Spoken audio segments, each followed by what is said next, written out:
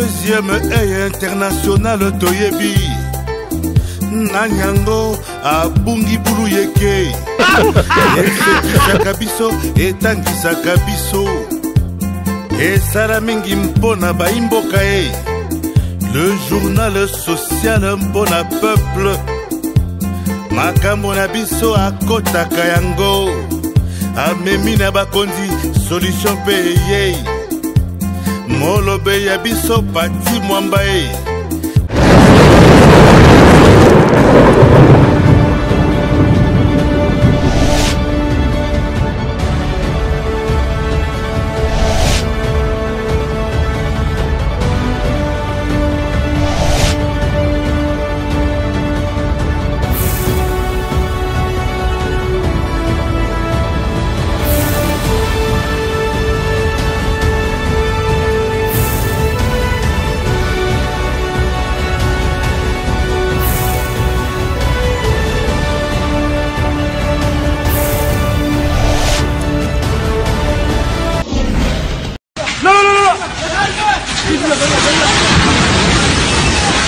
Jamais la Turquie n'a aussi été endeuillée dans son existence avec ce séisme qui devient donc le plus meurtrier de l'histoire moderne dans ce pays. La terre a emporté avec elle 18 991 personnes en Turquie et 3 377 en Syrie selon les bilans officiels, ce qui porte à 22 368 le nombre total des morts et plus de 60 000 blessés rien qu'en Turquie.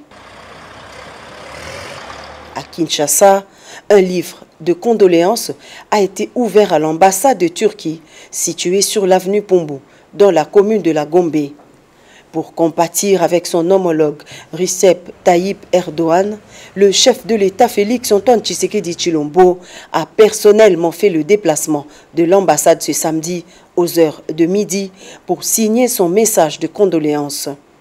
À son arrivée, le président de la République est accueilli par l'ambassadeur Murat Ülkü, qu'accompagnaient quelques cadres diplomatiques de l'ambassade.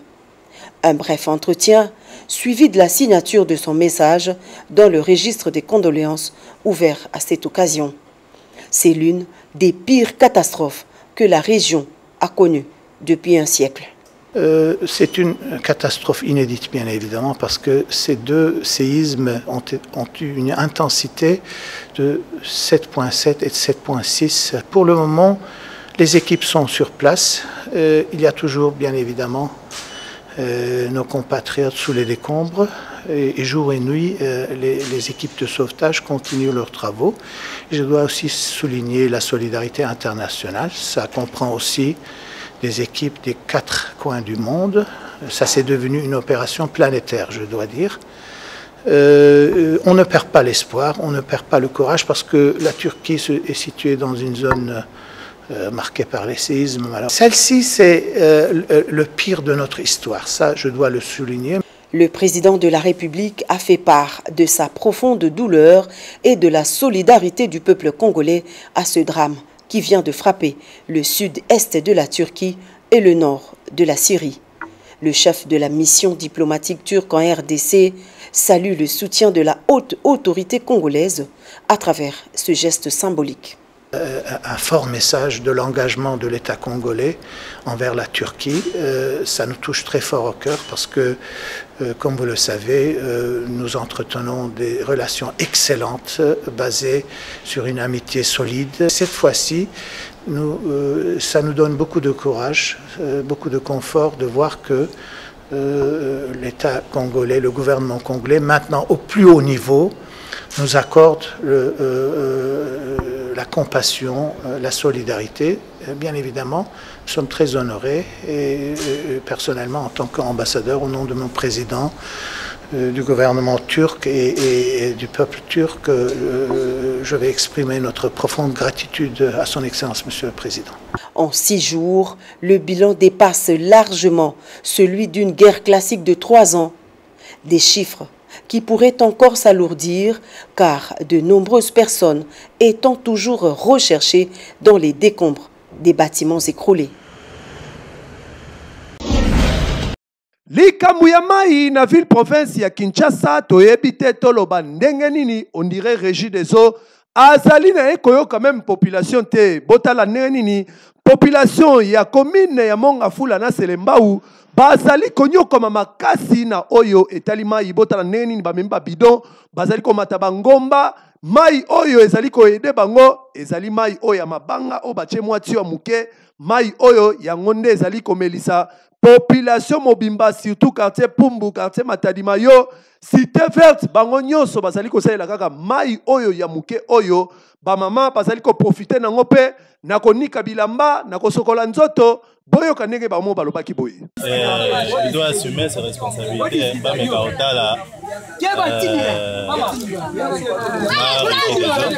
grand fournisseur d'eau pour restaurer situation ba pesa ba matériaux ebele na ba agent na biso ya Régie des eaux pour na ke bazala na mona capacité ce qui mbule beti bazwa moi capacité ya ko canaliser mai ya mbula ke eux même ba zelo na kati ya ba tuyau ya mai pour que après epesa ekoze ba dégâts babo msande citation bati ande ba vanti ba osala mboka normal ewoza na niveau te esala mai esala une semaine mai ezobima te naza ndenge Régie basala misa ndenge esengeli konza mboka azomona teke bato Régie bazo bafre ba mitindo bazolanda te ndenge esengeli ke bato balande batio na bango eza bien po pesa bato mai ba mai mo bato mai mo pe salité mai mo pe malonga pete so batini mai neti bazoyokana 4 heures ti 7 mai ke bino msusu bola mkaboye boye ti eta basa hôpital eta mai ezaki tozo nyoka mapapa ndena za boye na lembi kingo ko to do passe na epi tezo mbongo na ozwa na mina takisi papa mele baso solution boye to kokupa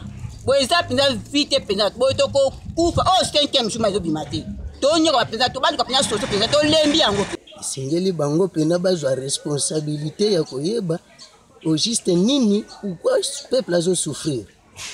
Et pourquoi peuple a kangama, pourquoi peuple a kama pona kolia? Et loko kaya muke uwe peuple a kama na tala degré. Pona lungwa na koma ti na veni Pumbu kuna. Eza musika.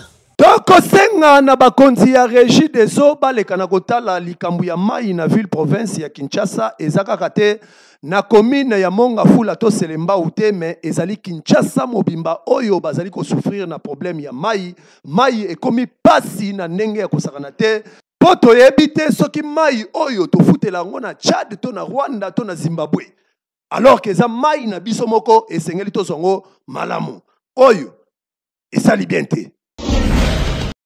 Nokolanga Bondi Melangai que samedi 11 février 2023, secrétaire général adjoint ya Dynamique pour démocratie au Congo, M. François Ndenge Oyope Azali, fondateur ya Fondation François Ndenge, asangisaki ba mama nyonso ya Mwamba, c'est-à-dire ba mama ngaba wapi pona ko clôturer échange de vœux longona bango ezalaki journée ya esengo ya kosakana te pe journée ya bolingo Bondi Melangai ke François Ndenge tangu azwaki maloba na ye alekaki na koexpliquer na ba mama nyonso ke azali candidat na provincial et bongo na national azana circonscription ya Moamba pe asengaki na bango nyonso bakende ko s'enrôler massivement bazwa ba carte boyoka ndenge a communiquaki boye.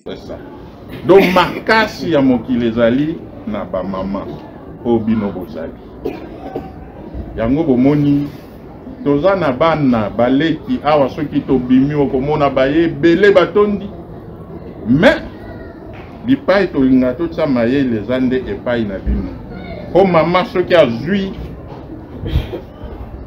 maloba azwi makanisi andimi mutu yebaki na nsima mama okoki kozwa ata monde mobile ba mama bazaka sérieuse. Noko ngai échange de vœux oyo esali makasi tellement Fondation François Ndenge asala yango pona kosalisana social développement en tout cas kolia komela ezalaki ya gogo et bongo ba mama basepelaki makasi esali bien makasi.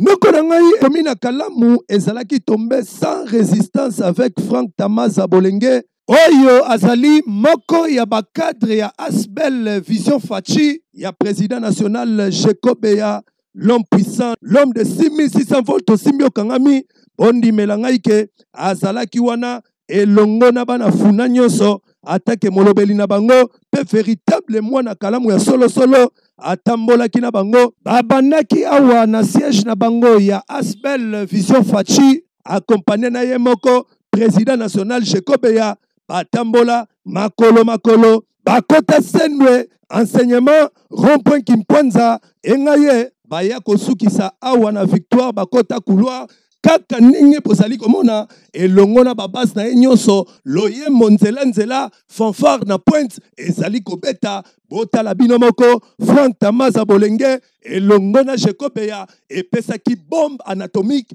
kokoma la bombe akoma na armée d'Isali Frank Tamaza Bolenge apesa identité na ye complet et bongo photo kangama chweke kobima na ye boyo kaninga communiquer ki boye. Na remercier d'abord chef de l'État, son excellence Monsieur Félix Tshisekedi Tshilombo Fati Béton pour avoir organisé la période de l'enrôlement au temps voulu. Bisika Zali Nalobi Mukonzi Yayo Yangowana avec beaucoup d'honneur. Na félicité par l'autorité ya CENI pour un bon déroulement ya enrôlement. Enrôlement ezako salama na ba condition ya kitoko. Mutunyoso azoya kozwa carte na ye sans crainte, sans inquiétude. Les gens sont très contents. Comme exemple, nga nazuyanga tout à l'heure, yango oyo nasengi bandeko nyonso ya funa o nanu bazui ba carte te ba se rendre rapidement na ba bureau enrôlement ba s'enrôler pour epesa biso possibilité ya kopona bakambi ya Congo na biso lobby ba vrai bakambi ya Congo o bakobongisela biso Congo. Na remercier mingi président Langai ya Vision Fati monsieur Jekobeya présent ici pour avoir disponibilisé son temps et le CG il est là. Ils m'ont accompagné jusqu'au bureau d'enrôlement. Je dis merci infiniment. Et là, ici, Bolingo. Là, Naoutiko rempli devoir civique comme citoyen congolais. Je suis content. Je remercie les gens qui m'ont accompagné na Bolingo parce qu'ils ont compris que Congo a besoin de vrais responsables. Noko na ngai kaka ndenge boyoki Frank Tamaza Bolenge asengaki na babase na nyonso ya funa esengeli bakende ko remplir devoir civique na bango, c'est-à-dire bango pe ba s'enrôler massivement asengaki na bango nyonso po élection ya lobby esengeli biso nyonso tokende ko voter utile, c'est-à-dire bato yo bakolobela biso na parlement ya lobby bazala bato bapongite po élection oyo ezali lisu likola lisu opération Kangelongi yebela.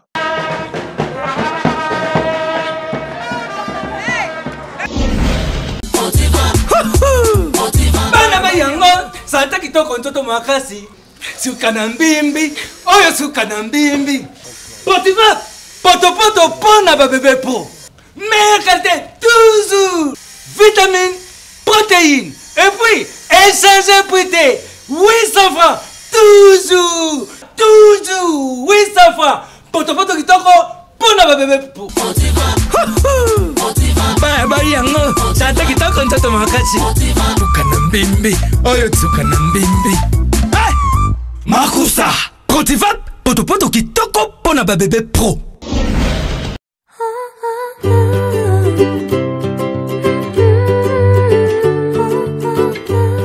Noko na ngai otamboli par-ci par-là na ba hôpitaux ebele pona koluka solution ya misu na yo tala solution yango yo eye liboso ya porte na yo optique solidaire dana oyo bamemeli bino ba docteur Vesper na oyo etali opération ya misu awa yaya soko koti bazali kosala opération lokola cataracte, glaucome, amélioration des traitements, opération chirurgicale, facon, laser.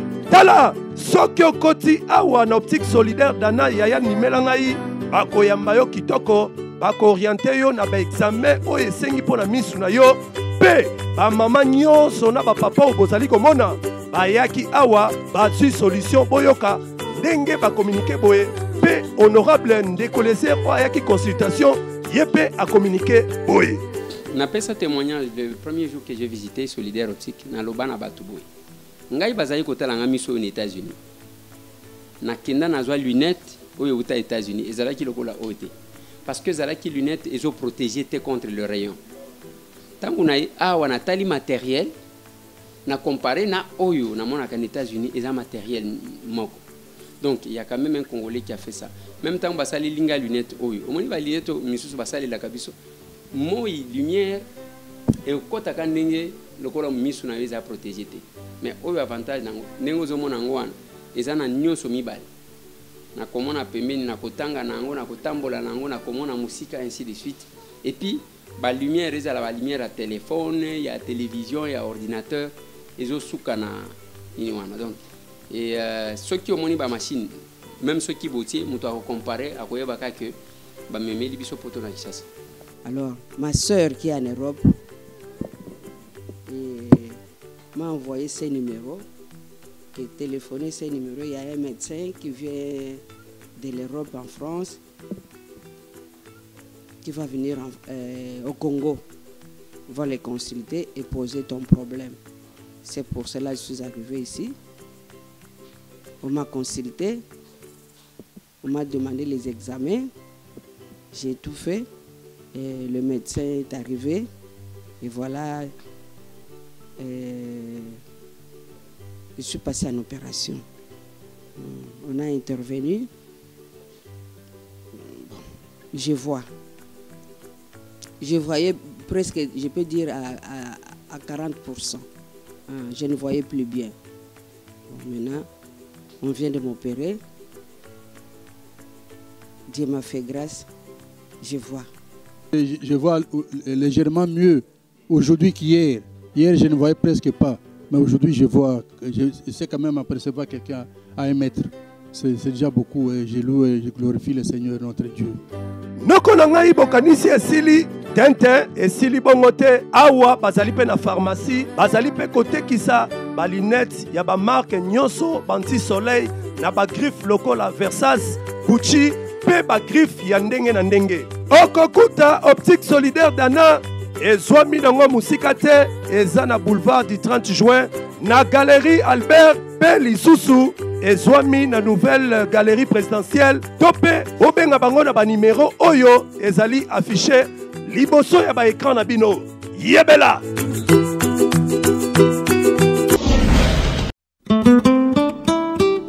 Bonjour, bonjour. Bonjour. Nazo Luka agence Assir pour la voyager Libana Mboka. Agence Assir.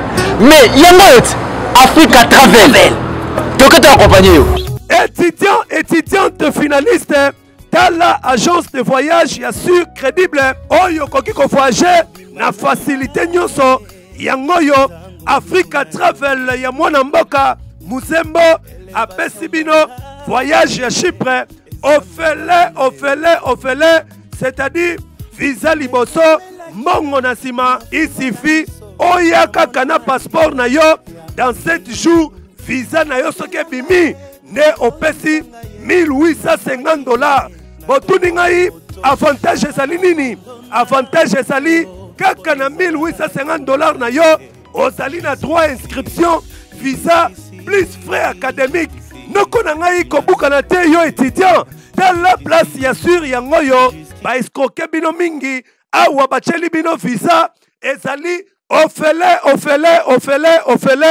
visa liboso mbongo na sima. Noko na ngai okanisi esili Jakoko esila bango awa na Africa Travel bazali na ba service yele lokola vente de billets d'avion, assistance visa d'études, visa d'affaires, visa touristique. Otuningai adresse Swabik na Batokoma, Basali na commune Lemba, na route bypass en face ya église Résurrection, na quartier école, na avenue Lou numéro 2. Tope benga bango na ba numéro ezali affiché na écran na bino.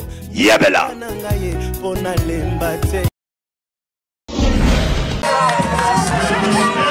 Nokonangai einaki mabe mokola dimanche 12 février 2023 awa na commune Alimete avec leader ya bana Alimete pe molobeli ya bana Mwamba Junior Buibu oyo bazali kobenga le millionnaire akendaki ko remplir devoir civique na ye, c'est-à-dire ko s'enrôler atambolaki elongo na ba base na ye kaka ndenge bozali komona bilili ba fanfare na pointe nzela loyembo ba jeune ba papa ba mama koyemba esengwa kosakana te komona moko ya balobeli na bango oyo bakopesa ba loi ya sika mikolo ezali koya bondi melangai ke batambolaki ti na école ya centre Bondeko wow apesa identité na ye complet en tant que vrai Kinois, vrai Congolais 100%. Bakanga e photo chweke e bongo carte ebimakate carte ebima tango azako bima boyo kanenge nini a communiquer boye. Il n'a pas changé classe politique. Pour changer classe politique, il faut que ma polonami. Ma polonami zali goya pour la top voter ba kondi. Ya lobby. Et au sein moi na mboka nyonso aga ne reçoit carte électeur na ye. Tant que nga leader na bino ngai na bandi yango bomoni carte électeur na ngai beti maboko noko na ngai boyoki bino moko na munoko ya Junior Buibu le millionnaire véritable mwana Alimete solo pe molobeli ya bana Mwamba asengaki na bana Mwamba baleka na ko s'enrôler massivement pour lobby baleka na ko voter utile, c'est-à-dire batu ya sika oyo bakolobela bango na parlement po ba boy parlement ya lobby ezala pe ya pungi yebela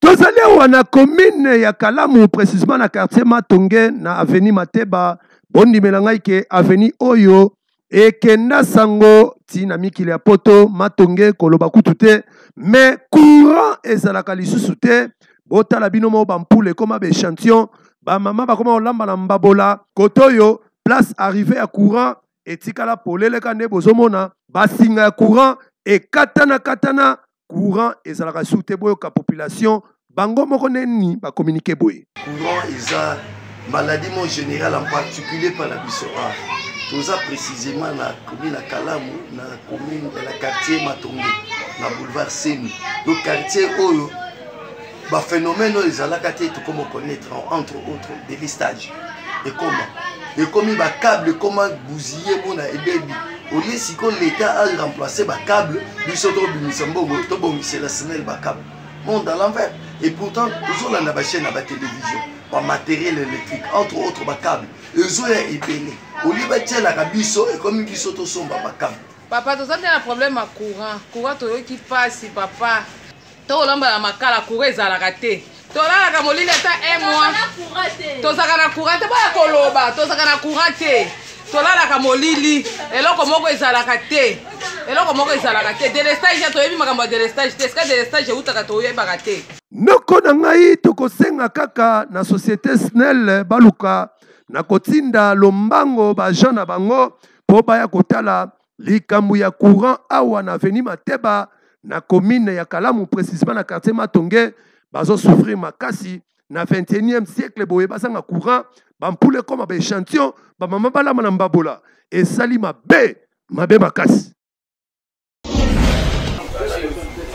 noko na ngai likambo ya bakuluna na ville province ya Kinshasa toyebi te eza kindoki to eza bilakeli mabe na moment oyo commissaire provincial ya la police générale Silvano Kasongo azali kobeta sete pona kuluna na bamakala bakuluna bakimisa batu na baveni aveni tikala polele ebongo awa na yolo bondi melangai ke bakuluna bazali kobunda na moi makasi na misu ya batu kokimisa population yango etindaki commissariat ya mabanga na yolo nord oyo ekumamaka epai ya major Mado alandela bango moko tina bandaku akanga bango botala ndenge azali ko présenter bango boyo kanenga lobaki boye commissariat ya yolo elalaka te nakanisi en réponse na oyo nyonso eleki na ba réseaux sociaux oyo peut-être bango bayebi réalité te mais musala ese salema bakonzi pe bayebi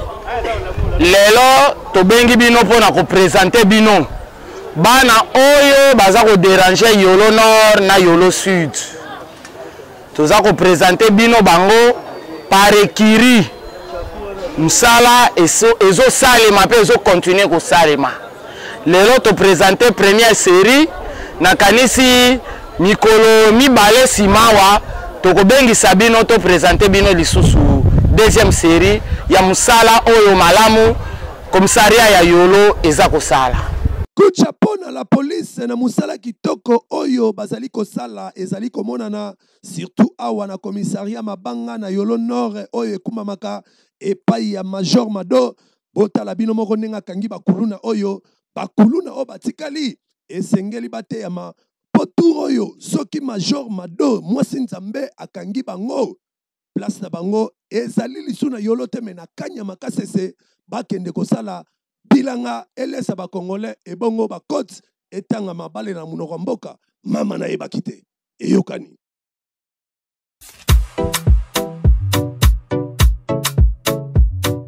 Noko na ngai centre de formation professionnelle Emmanuel Center ba fongole libino ba porte bétidiante ba finaliste toyo mutolingi kozwa formation professionnelle pour lobby ozala utile na société osunga pe libota na yo tala batie libino formation ya qualité pe professionnelle basali na ba matériel identique oyo ezali adapté na ba normes pédagogiques et bongo ba formateur qualifié pe expérimenté. Noko na ngai basali na kei ya kosakana te bakoyamba yo kitoko bakoriente yo na ba formation oyo olingi et bongo bazali kopesa formation organisée anglais, français, alphabétisation, portugais, italien, espagnol, allemand, lingala, swahili. Bazali pe na service ya tradition des documents et interprétariat et bongo bazali kopesa pe informatique bureautique na ba branche lokola initiation Windows, Word, Excel, langage de programmation, réseau et maintenance des ordinateurs, infographie, création de sites web, auto-école, esthétique et coiffure, coupe et couture, noko na ngai bokanisi esili bongo te bazali pe kopesa formation à domicile oyo ezali pe adapté selon horaire ya musala na yo. Otuni ngai programme ya cours ya centre de formation Emmanuel Center ezwa miboye bazali koyamba di lundi au samedi à partir ya 8h ti 20h. Et bongo yo mutolobaka anglais olingi wa améliorer anglais na yo yaka chaque samedi awa na club anglais. Noko na ngai botuni ngai adresse ya centre de formation Emmanuel Center et Swami Musikate ezali sur avenue Bonga numéro 5A na commune ya Kalamu précisément na quartier Matonge sur Victoire référence na côté ya commune ya Kalamu tope bobenga bango na ba numéro yo.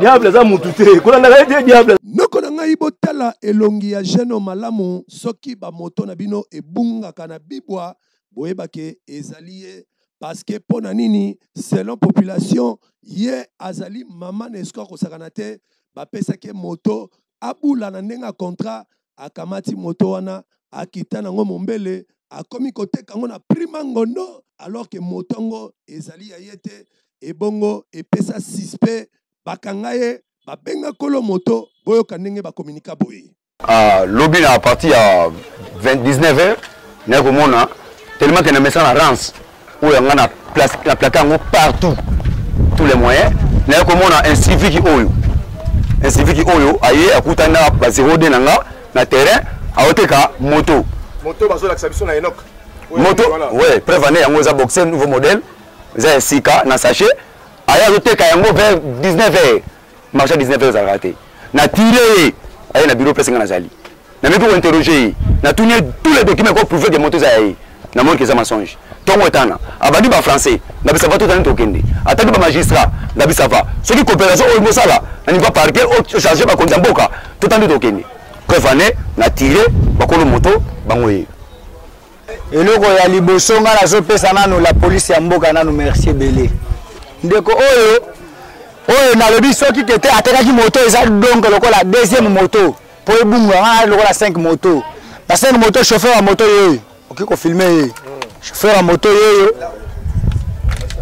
abungisi moto ya liboso bakuluna babete bazoxie makasi bakima na moto ya liboso pendant 2 mois na sombele moto mususu o moto so mona wana acede o moto acede na ko cede apesi modeste moto za basimi balé ça charge te voilà na lobby basimi balé c'est avec la charge mais acede ne ko cede mais tala ka chauffeur na ngai auti ko bungisa moto pendant 2 mois et na sombele moto mususu ayokele mawa acede moto ko cede moto moto ajuna bilamba bo uti ko filmer ka sikoyo azu bilamba azu moto akepo ateka moto lokola la police alala kana ete asaka na musala tongo pokwa ne omoni na posho ngati lokola komanda semola ka musala na ndenge nokola ngai olinko kota na monde ya transport à moto yeba mutu nini ozali ko pesa moto yeba adresse na ye yeba bana na ye yeba famille na ye polobi otombe victime boyete boye esali bien te esali mabe makasi oyo la police bakome maika kanya makasese asala bilanga ebonga ya oliesa bana bibwa ete ya ye pomba la sima alela na munoko mboka mama na ye bakite orphelina oyo bozali komona kombo nango Exode 22 ekumba maka epai ya papa Simplice Mosenzu bondi melanga ike ezali orphelina ezana plus ou moins 70 enfants oyo bazali kobokola awa kolia na bango ezali pasi komelati na tongo ezali pasi kaka ndenge bozali komona il faut bakabola mwa lipa 2 personnes ti ezanga miliki 12 heures papa Simplice akendaka na wenze kaka ndenge boza komona ye kosenga ntintsani ya biloko pote aya koliesa bana oyo tosengi na papa Fati osunga biso papa azaye moko awa aokoka te sali sungi peza mawa bano ba vivre ndeni kolala pasi ba muse beba kolia pasi soki basengi na wenzete mona ba vivre za te classe pe yango ayebite obanda wapi tosenga motema mutu nyonso motema mawa aya osunga biso awa bino bato mitema malamu oyo bomesana kokabela ba orphelin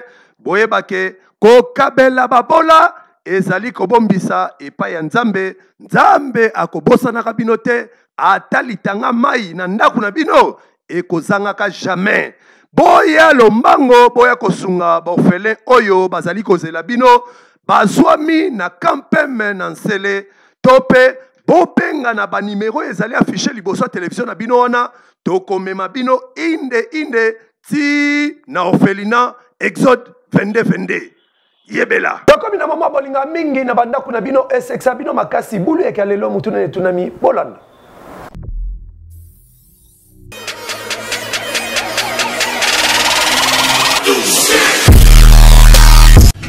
bulu yeke nde na yebisi bino bulu yeke nde epai ya bavoisin zololo ekoti ya ndenge ya kosakana te zololo yango tofini bango fio bawewa nyonso moyo wenu mama Mariloba bandeko bazolanda yo balingi bayeba meuble ezali ndako ya combien de niveau ya 10 niveau to ya 3 niveau ya 4 niveau ezali ya 5 niveau eza ya 6 niveau pe ezali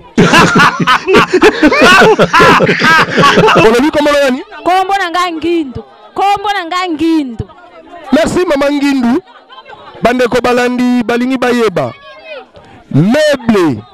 meuble ezali ndako ya combien de niveau ya 10 niveau to ya 5 niveau ngana yebi kaka ya 5 niveau mulayi est-ce que déjà là ngo nalala nanu te nalala nanu te iloko te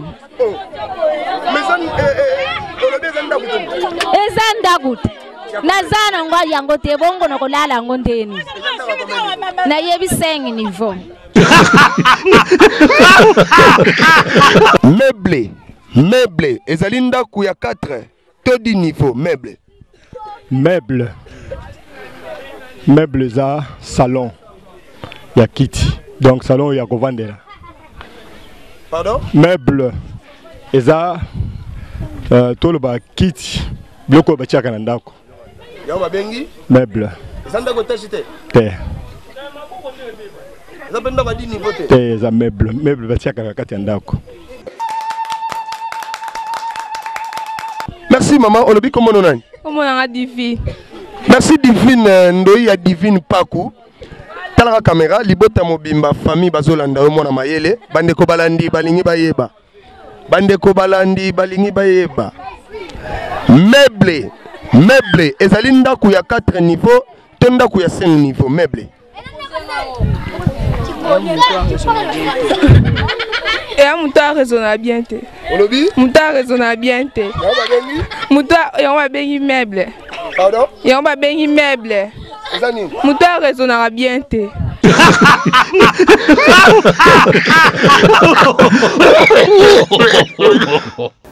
Bamonani ni bulu ya kotel bino na banda kuboseki bokanga bapanzi bolana se mais là ça na bino ketan boza koseka bozo akaina stilo pona koma meuble ezanango immeuble ya 4 niveaux to 5 niveaux te mais meuble ezali ensemble ya biloko ya ndako lokola bakiti ba mesa ba mbetu yango babengaka meuble chamuntu chanzambi elakisi ke tokobi na suka ya magazine deuxième international bulu ya voiture sans moteur yebelatan ba mama ya zando ba magambela ba kotindika pona komisa encore na destination au pesa merci mingi na Michel Makonzo 520 gigape merci mingi na Gelor Benda Bote o azaki na sima kamera pona ko benda ngai na bima kitoko na banda kuna bino esi eyebana epa ya ba voisins zololo ekota yango to fina bango fion ba wewa ba pona na kanduka moyo wenu nushala bimpa tutaonana kesho talek